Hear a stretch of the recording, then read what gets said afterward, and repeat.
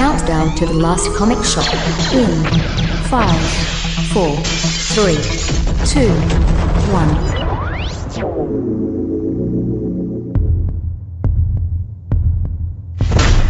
Never start with the head. Victim gets all fuzzy. Can't feel the next. See? You wanted me. Here I am. I wanted to see what you would do. And you didn't disappoint. You let 5 people die. Then you let Dent take your place. Even for a guy like me, that's cold. Where's Dent? Those mob fools, they want you dead. So they can get back to the way things were. But you know the truth. There's no going back. You've changed things. Forever. Then why do you want to kill me? I kill you? I don't want to kill you. What would I do without you? Go back to ripping off mob dealers? No. You complete me. You're garbage who kills for money. Oh, no, don't you talk like them. Don't talk like one of them. You're not. Even if you'd like to be. To them, you're a freak. Just like me. They just need you right now. But as soon as they don't, they'll cast you out like a leper. Their morals, their code, it's a bad joke. Dropped at the first sign of trouble. They're only as good as the world allows them to be. You see, I'll show you. When the chips are down, these, civilized people, they'll eat each other. See, I'm not a monster. I'm just ahead of the curve. All right, that is right. We are back with the Last Comic Shop podcast. Welcome. That was some wonderful dialogue, ably done by the host with the most, Andrew Larson, and Chad Smith playing Christian Bale, his favorite character. I'm waiting for the Christian Bale meets Venom. Anyways, this is J.A. Scott. We are talking Joker this week. We read some Joker books, and we saw the movie that is out. Joker part, I don't know, it's in French.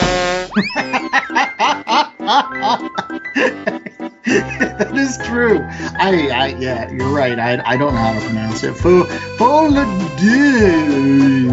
I think, or something like that. But Gaga, and the Joaquin Phoenix. Yeah, you're right. We watched that. But as you know, in the Last Comic Shop, we don't just watch movies that involve the comic book characters. We try to educate the myriad of other comic books available to you at either your local comic book shop or your local bookstores that may feature some of the characters in the movies that you may go and see, and then you're excited about it. And boy, howdy, there's a lot of Joker books, right? I think before this show started, we were like, throw out a Joker book that we're going to read this week. And J.A., what was yours? I suggested The Sign of the Joker, which was originally from Detective Comics 476, published in April of 1978. That's right. Something modern. But that's going to be your recommendation later on in the show, so we'll just save all that for then. But Chad, he recommended also something, right? What did you want to read? I was going to go with the Batman, The Man Who Laughs by Ed Brubaker, Doug Mahnke, Patch Searcher, and Aaron Sowell. Ooh, that is a good one. I'm hoping that's your recommendation as well, because I enjoy that book a lot. But we didn't go with that. Instead, we went with somebody that we really, really enjoy here on the Last Comic Shop. Not to say that we don't enjoy all these other creators that made these other things, but this year particularly, it's all about J.M. DeMatteis. That's right. Go back in our Last Comic Shop archives. You can hear our awesome interview with this wonderfully legendary comic book writer. It's a great interview. And during that period of time, in the research leading up to that interview, I found out a lot about J.M. DeMatteis that I didn't know. And one of the big things that I found out was that originally the Craven's Last Hunt was pitched as a Batman story. That's right. It was supposed to be a story about what would happen if the Joker finally killed Batman. And as a result of that, like, the Joker went sane. Something happened, and then ultimately at the end of the day, he switched it around a little bit. He took it back over to Marvel, and he did Craven's Last Hunt, which we all know and also covered on the last comic shop. But eventually, he did get his wish in telling this story, and that is what we're reviewing today. But I think you're burying the lead here on this one, because not only did we talk to J.M. DeMatteis, we also talked to Joe Staton way back when. And both of them brought up this story, this Going Sane 4-issue arc, as one of their highlights, as one of those things that they hope their fans would check out. Absolutely. Joe said this was his crowning achievement when asked, like, what is your favorite project that you ever worked on? He mentioned this, like, in a heartbeat. He just said, you got to read Going Sane. And that's what we're doing today. It's a 4-issue story arc that came out of the Legends of the Dark Knight series, which was kind of an anthology of a variety of different Batman stories. Back in the day, we read another one from that series when we interviewed Russ Braun, his work on Batman Venom. One more tidbit about the Legends of the Dark Knight. It was originally published in issues 65 through 68 in November 1994 through February 95. But this came off the heels of Night's End, the end of the Breaking of Batman's Back, that trilogy of stories. That actually wrapped up in issue 63, so this was 2 issues later. All right. Well, without further ado, J.A., why don't you talk about who did this particular series? As mentioned, J.M. DeMatteis was the writer, with Joe Staton on pencils, Steve Mitchell providing the inks, Willie Schubert did the lettering, and Digital Chameleon with the colors for this 4-issue run. Why don't you do the 10-cent synopsis, too? Like, what happens in these 4 issues of the Legends of the Dark Knight? So this is very much a Joker story, and that's the nice thing about it. I mean, he's in the first issue, and then he disappears for about 2 issues. Joker thinks he's killed Batman, and so now he has no more reason to be the Joker, so he becomes normal and tries to lead a normal life. Finds a woman, gets a job, watches old movies, listens to the radio, complains that everything new and modern is crap. He's basically a middle-aged man. Batman, on the other side, is not dead. He gets fished out of the river by a doctor who nurses him back to health. Doesn't know who he is. I don't know how you don't know who Bruce Wayne is. It's not like she even went to college in Gotham. Come on. That was a little bit far-fetched. Nurses him back to health. He comes back really obsessed to find the Joker, acting more crazy than the Joker is. It ends up that they both need each other to coexist, as we sort of alluded to in our opening. There can be no Batman without Joker. There can be no Joker without Batman. And that's sort of what this series is. It's like, what happens if we take them and separate them and each thinks the other is dead? Yeah, bottom line, Batman screws it up again. That is true, Chad. I'm glad that you let off with that, because honestly, it seems like the Joker problem was solved. He becomes this Joseph Kerr. He settles down. He's not killing anybody. He's not doing anything. And the only thing that causes the Joker to become the Joker again is because Batman raises his head. And there's a point in this story when Batman could have just stayed with this doctor who he ends up getting along like a house on fire with, settling down and raising a garden, being a middle-aged man himself. But he's like, nope, got to go back there, got to find the Joker, got to do this. And so, hoist with his own petard, as they say, creating his own misery is Batman. And, he can just stop doing the Batman thing. It's fine. He could do that, and everything would be hunky-dory. There wouldn't be any more Jokers. It kind of goes along with that whole long-standing thing where Batman raises the ante in Gotham, once you have Batman, then you have all the super criminals. If you didn't have Batman, then it would just be, I don't know, gangsters, the Maronis, the Falcones, just people that are normal crime, I guess. New Jersey. No one would buy the comic books, though, because, honestly, who wants to read about the Garden State? Hey, Bruce Springsteen comes from there. Come on now. But I did want to kind of pose this question to both of you, which is, I mean, I personally am not a huge fan of the Joker. It's kind of weird in comic books nowadays that when I originally started reading comic books, I was just like, oh, I'm not a fan of Superman. And the more and more comic books I read, I'm like, you know what? I actually like Superman a lot. He is not as one-dimensional as I once thought. The kind of the opposite trajectory happened with the Joker, which was before I read a lot of comics, I was like, oh, the Joker is so like complex and he's chaos and he's the antithesis of Batman and the other side of the coin and this. And the more and more I read of Joker, I'm like, he is one note and he is not very interesting at times. And so this was a little bit of a more interesting Joker. What do you guys think? You're not entirely wrong. I think the Joker a lot of times is played as a one-note character. It's just that note changes. Whether he is the crazed mob boss Joker, or whether he's the agent of chaos Joker, or he's whatever Grant Morrison made him into, peeling his face off Joker. Like, there are different ways you can play that note. And it does get frustrating at times as a Batman fan how often the Joker comes into play. And I don't know if it's necessarily the Joker's fault, but I think there are just so many other colorful characters in Gotham that people would love to see. Like, it'd be great to get a movie with a decent Riddler out there, Clayface, and the Penguin, and all these other bad guys get their due. But the Joker is the default villain for Batman, so he's the one that always shows up. It does get tiresome at times. I think what I like about the Joker is, like Batman, it's really sort of down to the writer. I mean, he's so broad. You can paint him in so many different ways. Simply choose your own adventure a bit, as long as you're following a couple of guidelines. I mean, there are things you can't do with Batman or with the Joker. I'm sure DC has some sort of Bible you have to follow. But I think a lot of writers get plenty of latitude. I mean, the book I'm recommending is out of this giant tome of the greatest Joker stories ever told, and each one of those is very, very different characterizations, and it all still works. What he's doing in that story isn't very complex, but when you put all the different bits of Joker together, it does make for a complex character.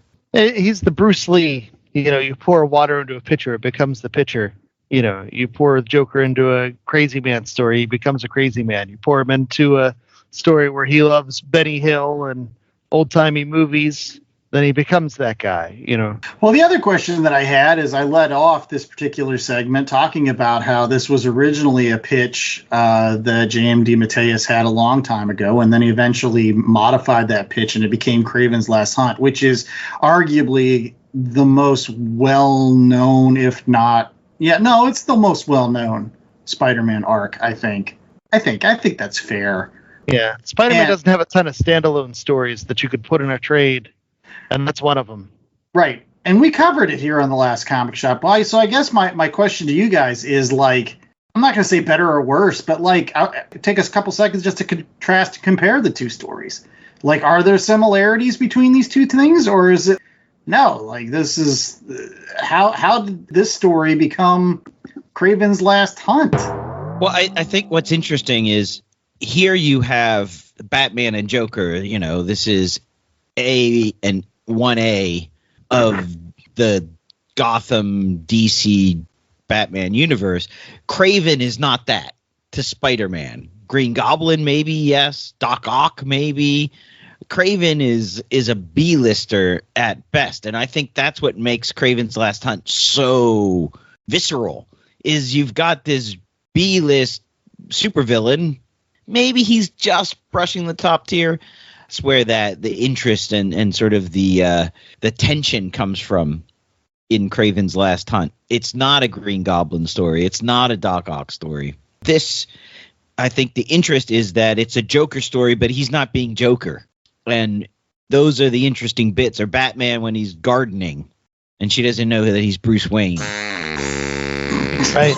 No, You have to work harder when it's Craven as opposed to when it's Joker. And so Craven's Last Hunt, there's a poetry there. I know DeMatteis loves his William Blake, and so that comes heavily into play. And there's the whole Russian tragedy of the thing. I feel like there was a lot more poetry at play there in that particular story, whereas this was putting the Joker in a rom-com. Yeah, I prefer Craven's Last Hunt a lot more, just simply because of one real aspect, which is the fact that Craven takes this opportunity to kill Spider-Man, who he's really wanted, and then he becomes Spider-Man for a little bit, right? Remember how, like, in that story, Craven's Last Hunt, he becomes the Spider to complete his metamorphosis. This person bested me so many times. I've got to prove that I'm not only better than him, but I could be a better Spider-Man than him, and so forth. You don't get that complexity here. You don't get the Joker killing Batman and then saying, like, I'm going to be a better Batman because I can do it better. No, he's just like, I don't need to do anything. I can just be a person now because Batman doesn't exist, which is, I don't know. I feel like that's the drawing point of Craven's Last Hunt that makes it a more interesting tale, at least for me. Well, I think you're comparing apples and oranges here. Just remember, Craven's Last Hunt ran through all 3 Spider-Man titles because the editorial couldn't justify this going on in one title while something else was going on in Web of Spider-Man. They gave that story the seriousness and the gravitas that it needed to be successful. This was published in an out-of-continuity one-off Legends of the Dark Knight. It wasn't even in the Batman book proper. Here's an Elseworlds. The Elseworlds doesn't really matter, and there are no stakes. And where there's a finality in Craven's Last Hunt that's brutal and emotional. You know, this one, the finale is just like, back to status quo. And the next issue he'll be fighting off sharks. Yeah. Do you think there's anything with the whole notion of you can't go home again here? He was supposed to write this story. Then he went over, he wrote Craven's Last Hunt. So much pathos in that story. Then he's coming back and he's like, okay, I'm going to tell this story again. That was originally supposed to be the story that eventually became Craven's Last Hunt. And for me, like, this is also coming after his really awesome run on Spectacular Spider-Man, which has a lot of pathos in there too. Maybe I feel like he writes Spider-Man better. Like, can I say that? Can I say, like, well, you like Spider-Man better? Well, I just think that, like, there was a little bit of retread with some of this that happened in Going Sane versus some of the other J.M. DeMatteis that I've read elsewhere. I felt like there's just a little bit of retread. Like, I'm like, there's pathos, there's melodrama, there's good writing here, but it's just like some of it I was like, I kind of saw this before, right? For me, it comes back to the big difference between the Marvel characters and the Marvel soap opera and the DC characters, where Marvel characters are humans with these human problems and these human expectations and these human failings. And DC characters are legends. They are gods. They are forces of nature. And at the end of the day, you're going to read a story about somebody being affected. It's going to land harder when it's about a person as opposed to vengeance and the night and agents of chaos that'll always exist and be intertwined and blah, blah, blah, blah, blah. So I think you're projecting things onto this story that are a little unfair just because they're coming at it from 2 different perspectives. Fair point. Let's go ahead and get to ratings because we do have a movie review to get to. So 1 out of 4 scale coming from J.A. Scott for Going Sane from Legends of Dark Knight. What we got? 1 out of 4 Turner Classic Movies. Yeah, it plays a huge part. He finds this girl.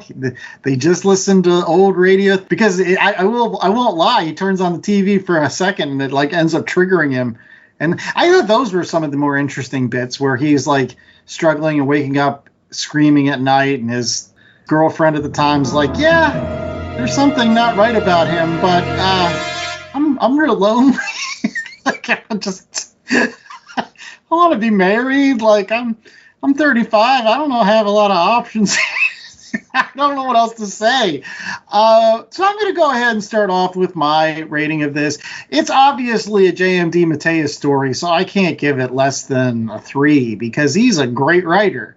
And he could write, I don't know, a menu for Burger King, and it would probably be great. But this is a 3. I have read better J.M.D. Mateus stories in my time. I did really enjoy the Joe Staton art. He should be very, very proud of the work that he did on this. The layouts, the penciling was excellent. So good job, Joe. But at the end of the day, it just didn't hit like Craven's Last Hunt or his run on Spectacular Spider-Man. When it comes to that gravitas, it just didn't. It's almost like two of the best stories out there, man. Like, well, what do you want from it? It's still good. I gave it a 3. It's not like I gave it a 1 compared to these other things. Those are like 4s, though. Those are like the top tier stuff. This is a little bit lower. I think you should still read it if you want to see an interesting take on the Joker. I don't know. Maybe didn't age as well as some of those other stories. I don't know. There just something was off about the whole thing. It seemed like a little retready to me. A 3 for JMD Mateus. It happens. J.A. Yeah, it's not as good as Craven's Last Hunt, but it's also not a Spider-Man story, and it's a Batman story and a Joker story, and it's a really good Batman and Joker story. And you get this interesting, different take on Joker when he's not trying to be the Joker and fighting his demons, and you get a little bit of like what if or what could have been. And with the one exception of the Doctor not knowing Bruce Wayne, that really bugs me. I didn't really think that it bugged me that much, but I guess talking through this review, it's really bugged me. I enjoyed it. I thoroughly enjoyed it. Does it suffer because it's out of continuity? I don't know. It's a good story. It's obviously made to be trade material, isn't it? Let's have a 4-issue arc that we can slap together into a trade paperback and sell. Make all the monies. I'm going to give it a 3.25. The art was serviceable. I wasn't a super fan. I wasn't not a fan. I just thought it was all right art. I've been reading a lot of old Batman, and Robin is just, he's really useless at all. Sorry, Chad. I know. When I was looking for a Joker book to recommend, I had to pass a bunch of them that had Robin in it. I was just like, no, that's just creepy because it's a Batman book. I honestly think this book is a little bit of a victim of the time in which it came out, simply because this was before J.A. people wrote for trades, although this would have made a nice one. This was on the heels of one of the biggest Batman stories ever, where Batman is trying to find himself. He's been broken down. And what do you do here? You break the Joker down. I just think it was too much, too soon on the heels of that. And as far as the art goes, I think the art is really great. I think the coloring lets it down. I really wish this had come out 5 years earlier, on that newsprint, or a little bit later after they had worked out some of the more digital coloring aspects. Just there are times where the coloring here just seems a little bit garish, and I don't think it does the art any favors. I will say, when I first opened it up, the lettering, the lettering drove me crazy. But the different thought balloons for the different characters. Yeah, and I was like, if this story is going to be 4 issues of this, I am not going to make it. Unfortunately, it shifted. They were playing with the lettering and giving you different characters. And, Batman gets those thought balloons that match, the Miller Mazzucchelli Batman Year One style. The Jokers were just really rigid, and it was hard for me to read sometimes. Like, what's that letter? I don't like it. Don't like it. But fortunately, like I said, it shifted off of that. So there are some just like craft things about this that I wasn't crazy about. And as far as the story goes, it was 3/4 of a great story. I think the ending was a little bit rushed. Yeah. I could have seen them stretching that out a little bit for it to have more of an impact. I did enjoy it, though. It humanized the Joker a little bit, and that's really tough to do because he's not a human. He's an agent of chaos, and Batman is vengeance, and he is the night, and all that other baloney. And so at the end of the day, for a Batman story coming out in the mid-'90s, I think it's great. At the same time, for Batman stories coming out in the mid-'90s, they weren't all that great because it was a rough period for those sorts of things. Originally, I was going to go lower than a 3, but I think at the end of the day, they were trying something different, and I like the swings that they took. And I do think comparing it to some of the other JM work that's more in my wheelhouse is unfair. So 3 sounds reasonable. 3 out of 4 old-timey comedies from the TCM network. There you go. Any case, we'll be right back with more of The Last Comic Shop with recommendations, so stay tuned for that. LastComicShopPodcast.com is the destination for all things shop. Plan your week with upcoming show schedules, the latest books, recommendations, and chatter from the crew. Subscribe to the show on all major podcasting platforms from one convenient location. Show your support and browse the merch store. T-shirts, tanks, hoodies for the fam, coffee mugs, magnets, totes, and more. Check out exclusive content through the show's YouTube channel and follow the pod on Instagram, Blue Sky, Threads, and others. All this and so much more at www.lastcomicshoppodcast.com. www.lastcomicshoppodcast.com. Have you ever been reading through a stack of comics and thought, maybe I should see what that Arkham Asylum game is all about? Or been playing Marvel vs. Capcom and felt like you were at a real disadvantage since you didn't know who half the characters were? Well, Play Comics is the show for you. I'm Chris, and each episode we take a look at video games based on comic properties and how well they stick to that source material. So whether you know the comics and want to know how all those games work, or you know the games and want to find out where all this craziness came from, go check out Play Comics at playcomics.com or wherever you find your favorite podcasts. All right, we're back with more of The Last Comic Shop, and it is now time for recommendations. Yes, that time of every single show where we make you wait for a movie review. Because we're bastards like that. Serious. I don't know why we don't always just go to the movie review right now. That may be our Folie due. Oh, but yeah. we'll make wait for you. You know what? It's generally because we are a comic book podcast. We want people to check out comic books like Going Sane, which you can find in buck bins. And I do actually believe they have eventually released this in a trade called Going Sane. Has Joker laughing on the cover. I think it was in the late 90s, early 2000s that they did. It's probably harder to find now than those 4 issues in the buck bins. But here's some other stuff that you might want to check out, all featuring Joker or Joker-esque characters. We're going to start off with J.A. He teased it at the top of the show. Let's hear it. Here's something that I hope you could still find in a buck bin. It's from 1978. 2 issues from Detective Comics 475 and 476. Steve Englehart writing with Marshall Roger pencils and Terry Austin inks. Hey, buddy, you're not getting Marshall Rogers and Englehart Batman books out of the buck bin, pal. Just so you know.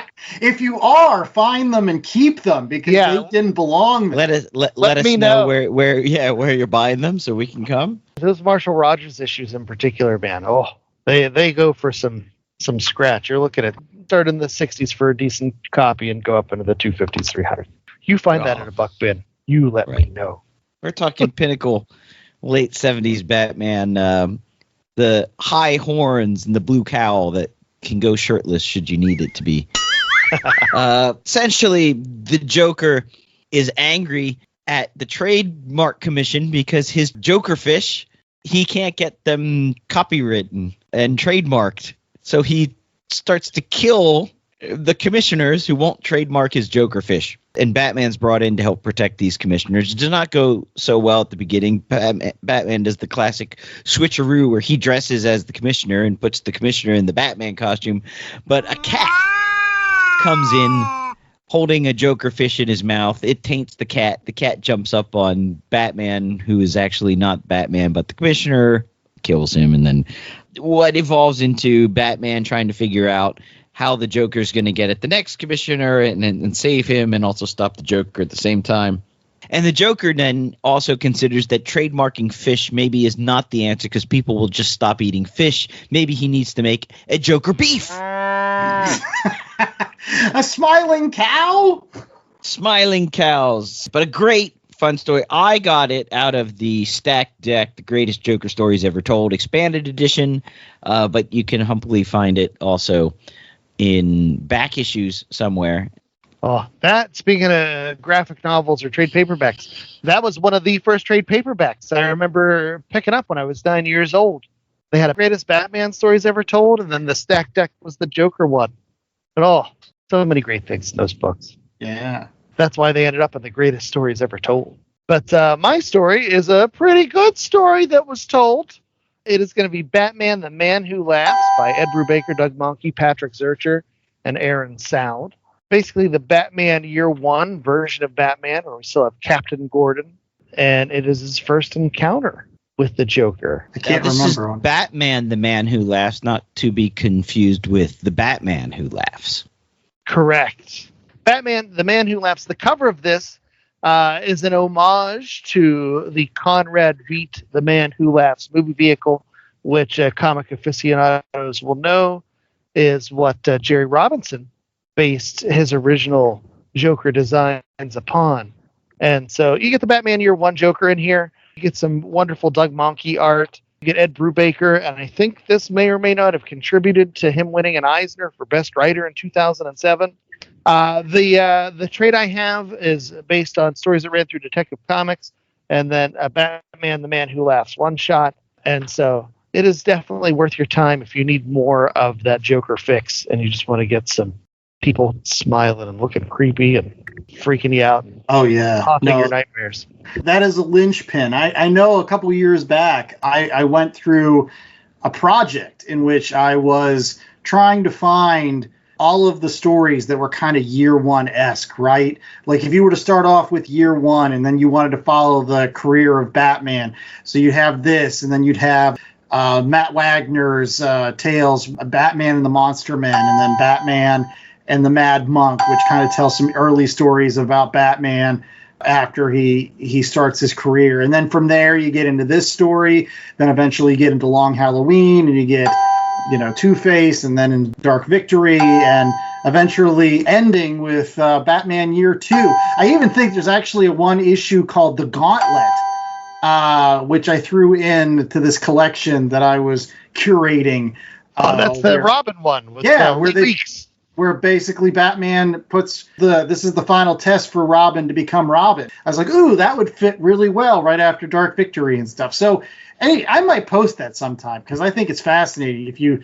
I spent some time putting that all together. So maybe the Last Comic Shop folks will enjoy it. Man, that should just be my recommendation. Go read all those Batman stories. They're all awesome. Batman and the Monster Men, that's like the first appearance of Hugo Strange in like the Batman Year One.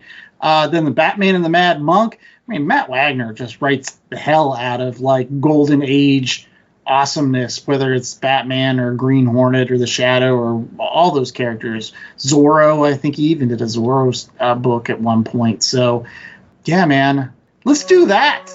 That's my recommendation. Just find all those Year One books. I don't need anything else. Thanks, Chad, for doing my work for me. There you go.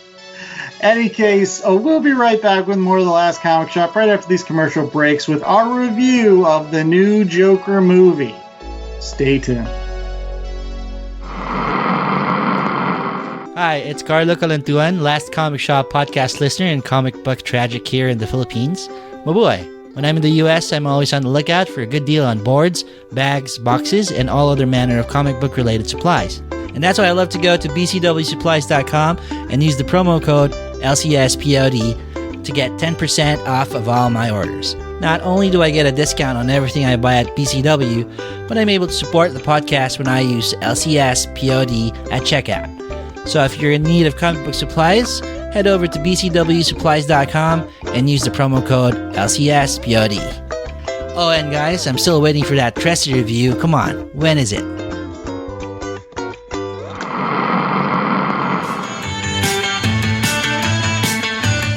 Hey all, I'm Frank. Join me and my friends as we talk about all things geek. Here at Geek Freaks Podcast, we go over the weekly news of everything in geekdom, from movies to TV, video games, and comic books. We also have a growing YouTube community. Join us as we go over everything in your geek life and share in the love of geekdom.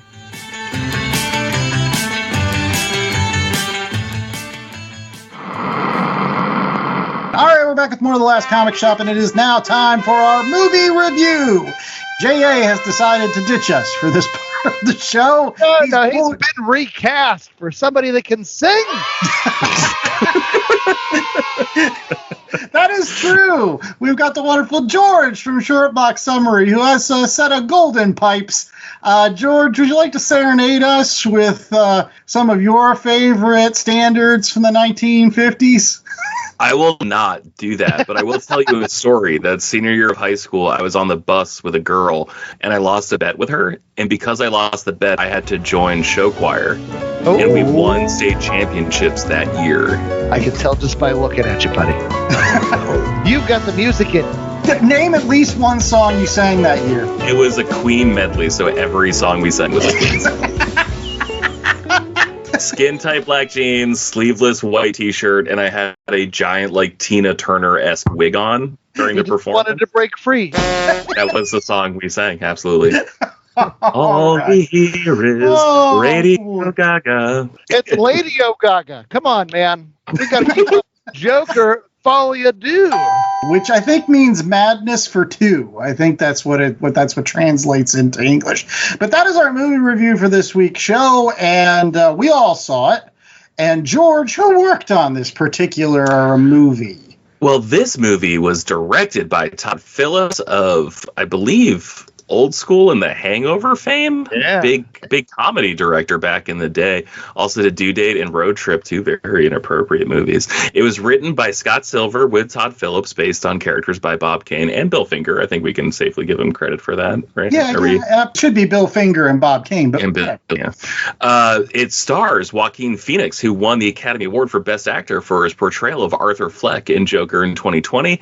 Lady Gaga as Lee Quinzel, Brandon Gleeson as Jackie Sullivan, the prison guard, Catherine Keener, who stole my heart many, many years ago. She was so incredible on Seinfeld. I think that was my first time seeing her, where she was Jerry's girlfriend who wrote a letter to get him back, and it turns out the letter was from a movie, and then Jerry got super upset that he found out that the letter was from a movie. Zazie Beetz returned in this version of the Joker. Steve Coogan showed up, which I did not know he was going to be in this movie. I was like, oh, I love that guy. This is great. And then Harry Latte played Harvey Dent. Lee Gill played Gary Puddles. And I think that's every character of significance who showed up. So that being said, Chad is going to first and foremost give us the spoiler-free 10-cent synopsis / review. So if this is the only part of the show you listen to, I mean, this is what Chad thinks of this movie. So Chad, spoiler-free review. Was one of 9 on hand to see the new Joker movie. More original than the first Joker movie by 100 times. Honorable Judge Marty Scorsese Pastiche presides over the trial of the Joker, where Joaquin Phoenix and Lady Gaga exude as much psychotic energy as the hundreds of cigarettes they smoked. They sing a bunch, too. I was uncomfortable the entire time. Good job? I don't know. I forget what a great writer you are. To be very blunt, even at, say, 3 a.m. after we got home from this movie, you still were able to craft such wonderful prose in review form. Shucks. But it is a spoiler-rific review of the Joker. So let's go ahead and expand on that 10-cent synopsis a little bit more, Chad. What happens in this story? And there were a couple of things where I still haven't wrapped my brain around it entirely. So when you have the Joker falling into these moments of madness, it turns into a musical, and he sings and he dances and the stage lights come up. On the opposite side, your new Harley Quinn, your Lady Gaga's, she is a much more reality-based character, where instead of the psychotic psychiatrist, she is basically a star chaser. She's after Arthur Fleck because the TV movie was super popular, and she wants to get close to him. And so she is trying to manipulate him and all those different machinations there. You have this exploration of what the Joker did in the first movie, and was it Arthur Fleck? Was it the Joker? And it's one of those movies where you're waiting for something to happen, and nothing ever really happens, but you're waiting the whole time. Hold on, there was a bomb. There was a bomb that went off. Yeah, I had already died of boredom by then, but it was there is a bomb that goes off at the end. Yeah, that came out of nowhere, by the way. That was a breath of fresh air. It was like stuck in a single set for 2 hours, and like they blew the door open. I was like, oh, that's nice. It's nice to get outside a little bit, stretch our legs a little bit. You know, it's Gotham. It's nice to see what Gotham looks like. So a lot of my review, though, is based off of my absolute hatred of the first Joker movie. I thought the first Joker movie was absolute garbage, and I don't understand how that movie made $1 billion. Joaquin Phoenix has a masterful performance in there. And like the sacrifices he made, like I can respect Joaquin Phoenix, but all it is a college film student's tracing of Martin Scorsese scenes from Taxi Driver, The King of Comedy. King of Comedy, yeah. But not done in any way that's original or value added at all. Whereas this one, I think because it was more musical based and I don't have the background in musicals, it didn't feel as ripped off and stitched together from other pieces. I'm like, well, at least this is different in that regard. And as far as having a tone, like if you want to be miserable and uncomfortable for 2 hours and 20 minutes or however long the movie runs, this is the movie for you. But yeah, I still have yet to figure out why. Why would they do this? Well, I think both Joker 1 and Joker Folie do. The sum is not greater than its parts. Like everything about these movies is like absolutely incredible, right? Like the actors in it are great. The costume design is impeccable. The set design is astounding. Props department absolutely kills it. Like getting those old cars, like they really make it feel like it's taking place in the 70s.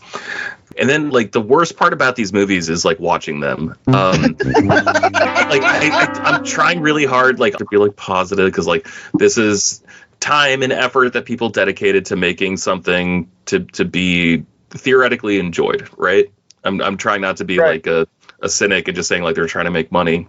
And I feel like they made this movie because they were afraid people took away the wrong lessons from the first movie, that like everyone's just like, oh, this was incredible, Joker's such a sympathetic character. And I feel like they made this movie to be like, no, Joker sucks. Like Joker's a piece of shit. You're not supposed to identify with the Joker. So like let's put him through the absolute ringer in this movie. And like I'm not going to pretend I'm the most familiar with musicals. I've seen probably 20 in my life. Like I was a film major in college. I had to watch a lot of everything. It's not a musical, man. Like it's a movie where they break into song. Like they sing like Carpenter's songs, you know, like that's not a musical. That's a sing along. Like that. There was no originality there. And like, I think what's most interesting about this movie is that it takes place on 3 planes of reality, right? Where it's what's actually happening, which is like the courtroom drama. And then there's like the Joker's surreality where he like breaks into song in the middle of situations where it's just like, this is who I wish I could be. And then there's like the actual stage productions that he goes into. And he's like, this is who I want to be. Like that feels like such like a casual distinction between want and wish, but like to me, like it really is like in an ideal world I'm this, in a better world I'm this, you know. Right. I didn't think it was confusing. I think this movie is like ultimately pointless, and I think that's the biggest problem with this movie, is that until the last like 3 minutes he doesn't really say anything about it. And when I say him, I mean Todd Phillips, just because like he had the most fingerprints all over this movie. He doesn't have anything interesting to say until the last 3 minutes, and even then what is ultimately said isn't that interesting. And so that was my biggest problem with this movie. I honestly felt like musicals are so absurd. If they're going to be musicals, this is the one scenario where I could understand there being a musical, because you have this person who's descended into madness, and that's like in real life, if you stopped traffic and got out of your car and started dancing, you're just a crazy person, you know? And so like I thought, okay, this is a really great setup, and it's sad because they had all the parts there to do something fantastic. And you can even tell like it takes stones to have people singing in a major motion picture, you know, named after a comic book, but is that artful enough to make this a worthwhile experience? So when I was watching this movie, there was one other movie that I kept on thinking about, and it had absolutely nothing to do with Martin Scorsese. It was the movie Cool Hand Luke. That's where I kept on going back to. In the movie Cool Hand Luke, Luke gets thrown into prison, right? And the entire time he's a rebel rouser. He's constantly fighting against authority, and as a result of it, all of the other inmates look up eating eggs. That's right. Eating eggs, escaping from prison constantly. All the other prisoners look up to him, despite the fact that, like, every single time he has to do this and every time he puts himself out there, again, the counterculture, the guy that won't follow the rules and stuff, he just gets beaten on by authority. And he keeps on being made an example of until there's one point when he gets back and you can tell that he's just been beaten up by all the cops and the folks that bring him back to the jail, and he lays down and everybody's asking him, oh, what did you do while you were outside? What did you do? How'd you escape? And he just yells at him. He's like, stop feeding on me. Like, go do your own thing. Like, you don't have to keep following me. And so for a part of me thought that that's what this Joker movie was trying to talk about, was the fact, Arthur Fleck, he was like this loser, this nobody. He started, doing these things, these anarchist things that again, people started looking up to him for the wrong reasons. But at the end of the day, they did. And he was very uncomfortable with all of it. He just simply said, like, this was a way for me to get people to like me. And it turns out it was a really bad idea. And so that part of it was kind of interesting to me. The whole notion of folks, they want to put them up on a pedestal, and when they fall down or they perceive themselves as normal or human, then they lose faith in those people and they discard them. Yeah. And then there's somebody ready to take their place. He's like the vagabond standing at your door, wearing the clothes that you once wore. And I wanted to like this movie because of that thought idea. I thought that was an interesting. It's just that in Cool Hand Luke, he had kind of like Paul Newman, and he was eating eggs, and he was running away from the law, and there's like soapy boobs in it and stuff like that. And in this, like, there's none of that. It's just depressing. And like three places, like, yeah, they go into these theaters or whatever to do the dance numbers, but like the rest of it is just a courtroom drama. It was boring. Even Joaquin Phoenix is a great actor.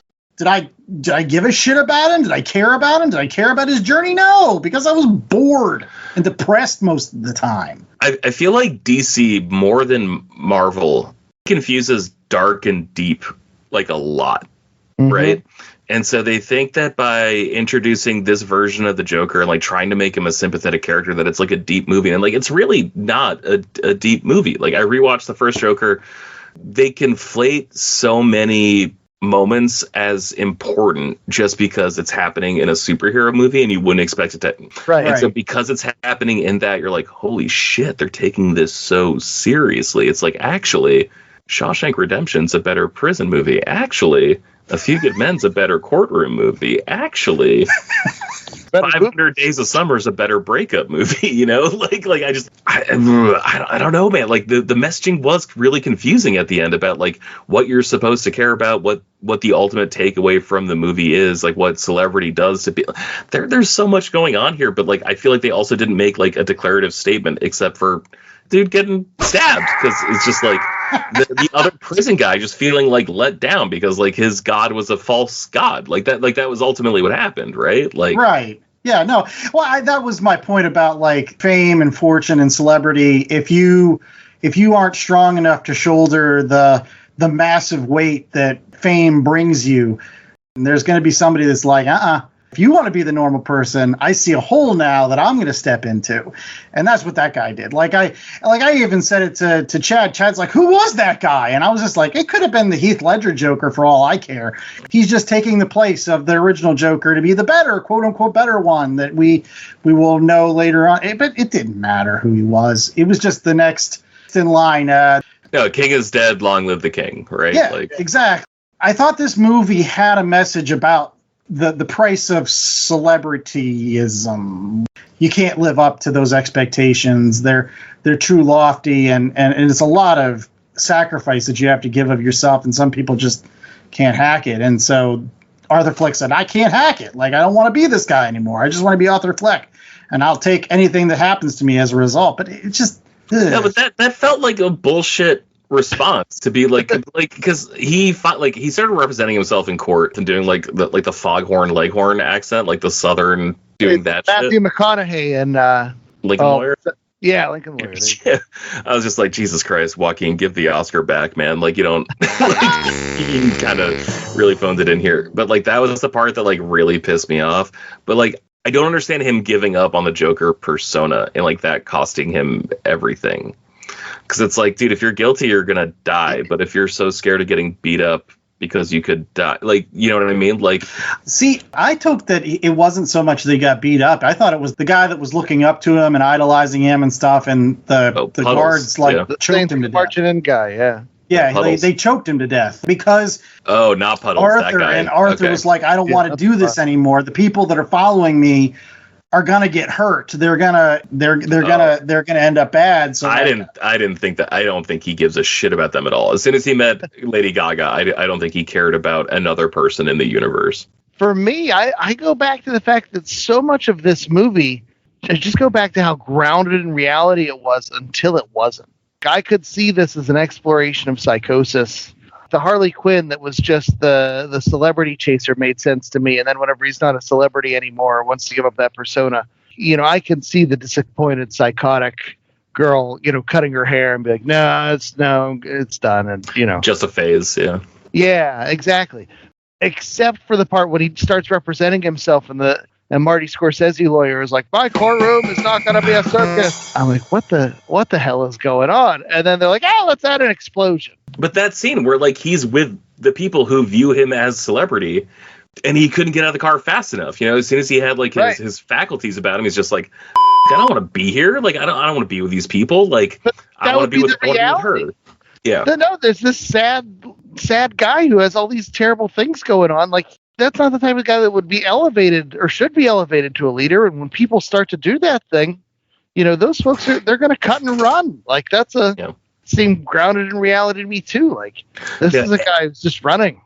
Every time he unwound in the courtrooms was like when things started getting really personal. Like when they started talking about his mother, when like Zazie Beetz was talking about like her interactions with the mother, like hearing personal stories and anecdotes about like young Arthur and like his, dumb laugh that she called it or whatever. Yeah. And then the idea of like honesty and like real representation in the face of celebrity, like that's what actually drives him criminally insane, right? Like that's what makes him go bananas. And the fact that he didn't, I'm like, I don't actually understand what Todd Phillips is trying to say here. But that's a broken person with something to latch onto. Like, it doesn't matter that it's all lies. They're not but he was with the dudes who actually set off the bomb in like the courtroom, and like he was with the most authentic version of people who viewed him as like Messiah status. And then even then, like I said, like dude couldn't get out of the car fast enough when they were trying to drive him away. But he's not after the celebrity. He's just a broken human who should have gotten help. But instead of gotten help, he got elevated and put in a spot. You say he's not after celebrity, but like every time he was happy in the movie is when it was like a literal performance. Like I said, there was 3 tiers of reality in this movie. There was actual reality, there was a better world, and then there was the ideal world. And so like he was only happy when he would check out completely of reality and then move into the better world. And then he would die in the ideal world, because like that was when Lady Gaga would metaphorically shoot him or whatever. Yeah, it's not sustainable. And he's not gonna be happy until he would get the help that he needs. That's why those things are these idealized fictions. He's not well. It's all an act until it's not. And he's like, wait a minute, I got to get the hell out of here. He jumps out of the car and starts running down the road. And boy, when those guys got hit by that car, that was awesome. That's the one thing I didn't see coming. I thought, wow, that was interesting for a second. All right. Well, one thing that we got to get to is ratings for this particular movie. So we got a 1 out of 4 rating scale, and it's going to come from Chad. So Chad, what are we rating Joker Folie Deux as we kind of wrap up today's episode? We're going to go with cigarettes. I haven't seen cigarettes in a movie in a long time. There were so many cigarettes in this movie. So much cigarette smoke. There was an ash that Shelley Duvall would have been. Oh yeah, it was like an inch and a quarter long. I was like, oh, that's yeah. That's the whole movie. You're so uncomfortable waiting for it to drip, and then it just doesn't. Yeah. I think that's purposely why they set stuff in the 70s. Is they're like, what's cool? People walking into a room full of smoke. They're not wrong, All right. Well, George, did you think this movie was as cool as walking into a room full of smoke, or no? I give this movie 1.5 cigarettes out of 4. Okay. I think it presents some really interesting ideas, but I think the discussions about the movie are more interesting than the movie. And much like the first movie, I think the parts are greater than the sum. I think everything about this movie is fantastic, except for watching it. And like, I think the movie, I don't think the movie did a good job of making us stand. I think it was too ambiguous in its message. And I do feel like this was a mea culpa for the first movie, where like, it was kind of just like, what if an incel was really popular? And then this movie was just like, what if an incel got his just desserts? And I still think they made him too sympathetic. And I don't like, I'm really struggling with this movie. So, but I know I disliked it more than I liked it, despite Lady Gaga's incredible casting, Joaquin Phoenix being one of the best actors of my lifetime, of the century. Everything about this movie was great, except for watching it. And I feel bad. I mentioned like, oh, it's a sing-along. There were like, I think 3 or 4 original songs, but I don't know. What'd you guys think about the cartoon that opened up the movie? Oh, it was terrible. It was awful. Him fighting a shadow. The animation was yucky. Like they were trying to go for like a classic 1930s, 40s Warner Brothers aesthetic, and it just looked cheap. I think that's where I'm going to go with my review. Like, first off, like, why was this movie made? It absolutely makes no sense. Like, you could even say, like, this first Joker, sure, whether you liked it or you hated it or whatever, it just seems self-contained. Like, it seemed like that's the movie and we're done. We're not doing anything more with this Joker. And, like, it's like, no, we got to show what happens to that Joker afterwards. Really? We have to?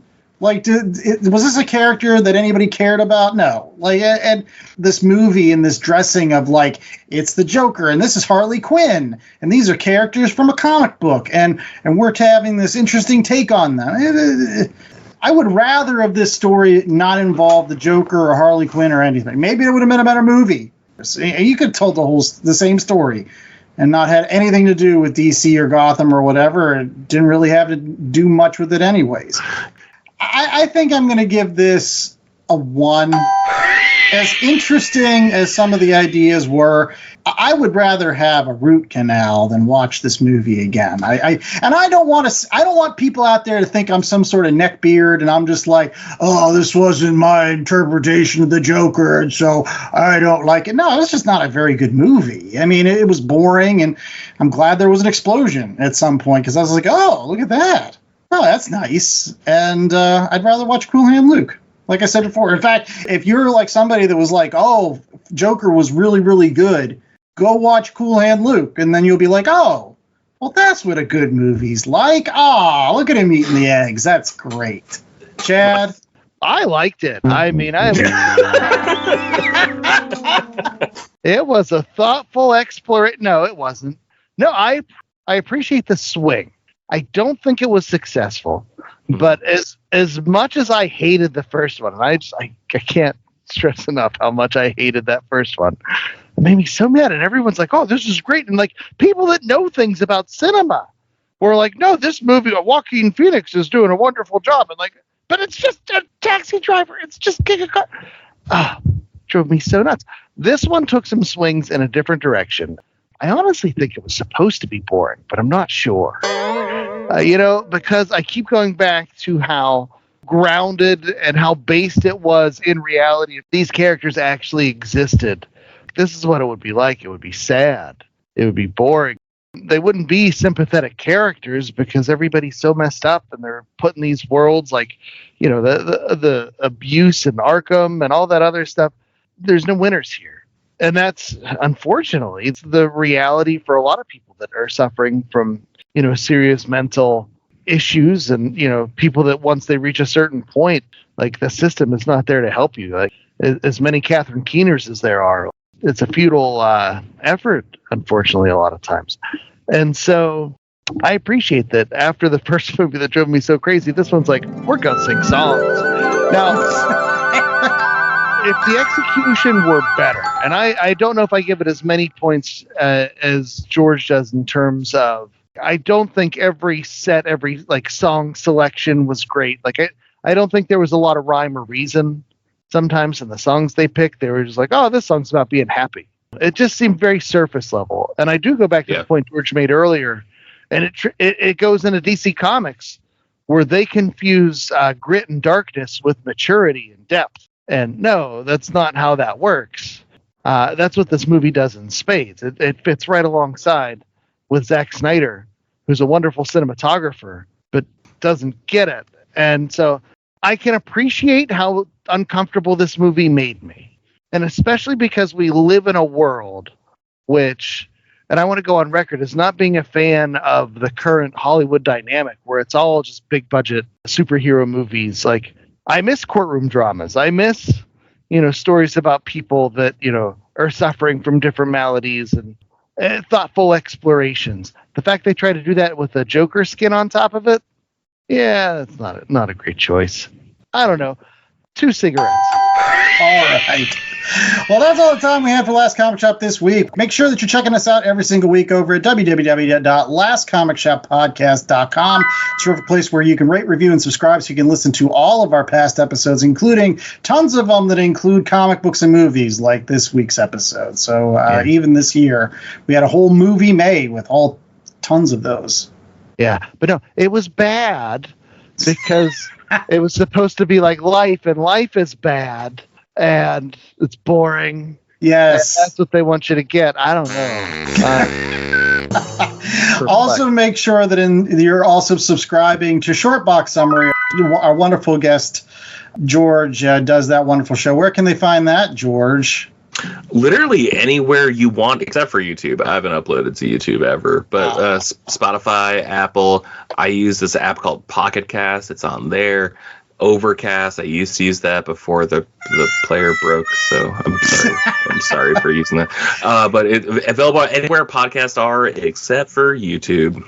Yeah. All right. Well, we hope to have you back next week, George, for our 200th episode all about Watchmen. So George will be back for a segment on that show. So make sure that you are, again, rate, reviewing, and subscribing over at www.lastcomicshoppodcast.com. Until next week, I was the host with the most, Andy Larson. I was joined by Chad Smith, J.A. Scott, wherever he is, and the wonderful George from Shortbox Summary. Until next week, stay safe, stay hilarious, and remember, eat a lot of eggs. That makes your movie like 1,000 times better.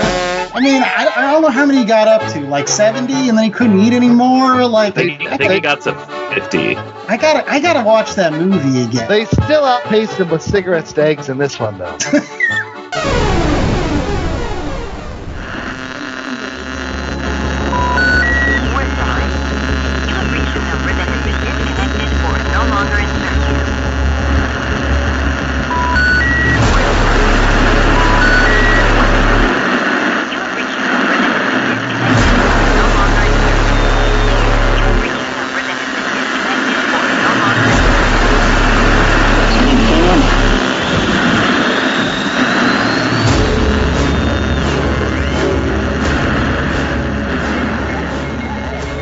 The Last Comic Shop podcast was a 2024 Black Angus production.